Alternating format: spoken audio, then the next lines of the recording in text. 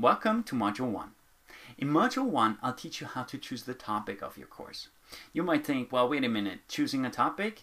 Of course, I already know what the topic of my course is going to be. I'm an expert in a certain area, and of course I'm going to produce an online information product in that area. And I tell you that approach might be wrong, and it might mislead you, and it might lead to failure. It's the approach that most authors of textbooks take. You know, they think, well, what is my knowledge? How can I structure it in a way so it fits into a book and then sell that book and let people solve their problems with my book? But I want you to take a different route. I want you to think first about the problem of your users and then think about how you could structure your knowledge in order to solve their problem and then produce something that gives that knowledge to them. So let me give you an example. Let me tell you a story.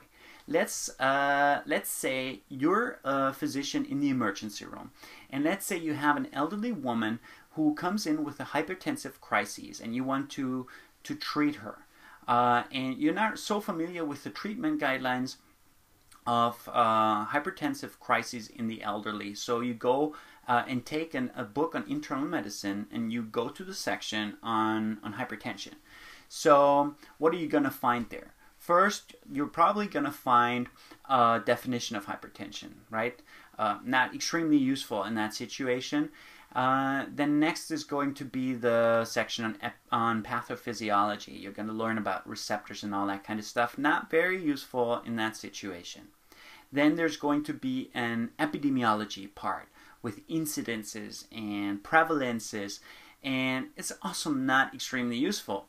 Then there's going to be a diagnosis part. And you're going to learn how to diagnose hypertension. But you already know she has hypertension, so also not really useful information. And eventually you're going to come to the treatment section. And in the treatment section you find 3 paragraphs. And then you have to sift through those paragraphs in order to find the information that you're looking for. So this book is not extremely well suited to solve your problem. Do you get the point? And maybe this problem is really common. Maybe thousands and thousands of doctors have that same problem every day. Who knows?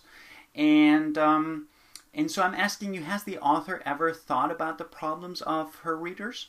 Probably not, right? I mean, don't get me wrong. I mean, a lot of those medical textbooks, they solve some people's problems. And usually the type of problem they're trying to solve is, how can I pass a med school exam?